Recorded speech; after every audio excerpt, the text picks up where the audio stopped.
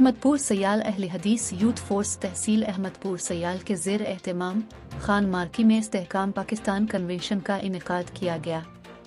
جس میں کارکنان سمیت عوام کی کثیر تعداد موجود تھی۔ مزید ہمارے نمائندے محمد عرفان حقپل ہمارے ساتھ موجود ہیں، تفصیلات ان سے جانتے ہیں۔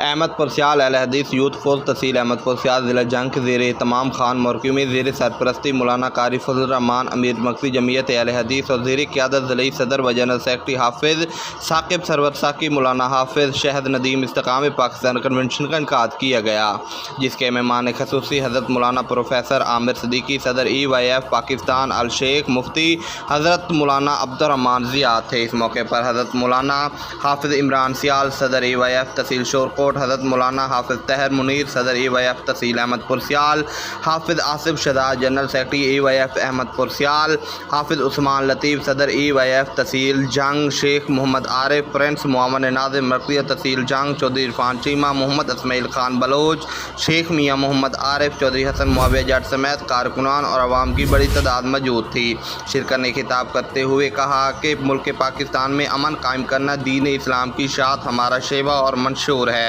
افواج پاکستان ہمارا فخر ہے۔ جماعتی احباب کو چاہیے کہ مخلص ہو کر جماعت کا دستے بازو بنے۔ دین کی خاطر گھروں کو چھوڑنا پڑتا ہے۔ طریق اٹھا کر دیکھ لیں کہ ہمارے اسلاف علماء کرام نے کتنی شہادتوں کے نذرانے دے کر دین اسلام کی حفاظت کی ہے اور کبھی بھی اپنی جماعت سے غداری نہیں کی۔ ان کا نام ہمیشہ زندہ رہتے ہیں جو جماعت سے مخلص ہوتے ہیں۔ خطاب سے پہلے ایک انٹرویو میں پروفیسر جناب حافظ عامر صدیقی نے استحکام پاکستان کنونشن کے حوالے سے گفتگو کرتے ہوئے کہا کہ یہ بسم اللہ الرحمن الرحیم۔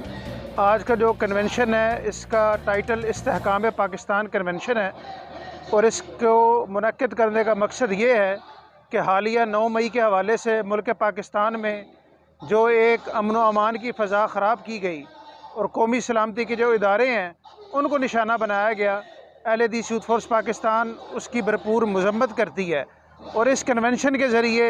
یہ پیغام دینا چاہتی ہے کہ استحکام پاکستان کے لیے اور پاکستان میں امن و امان کی فضا کو برقرار رکھنے کے لیے اہل حدیث یوتھ فورس اپنا کردار ادا کرے گی۔ مئی کو جو ملک پاکستان میں امن و امان کی فضا کو خراب کیا گیا اور قومی سلامتی کے اداروں کو نشانہ بنایا گیا ہے، اہل حدیث یوتھ فورس پاکستان اس واقعہ کی پرزور مذمت کرتی ہے اور اس کنونشن کے ذریعے یہ پیغام دینا چاہتی ہے کہ استحکام پاکستان کے لیے اور پاکستان میں امن و امان کی فضا کو برقرار رکھنے کے لیے اہل حدیث یوتھ فورس پاکستان اپنا کردار ادا کرے گی۔ کیمرہ مین ٹیم کے ساتھ محمد عرفان حقپل، احمدپور۔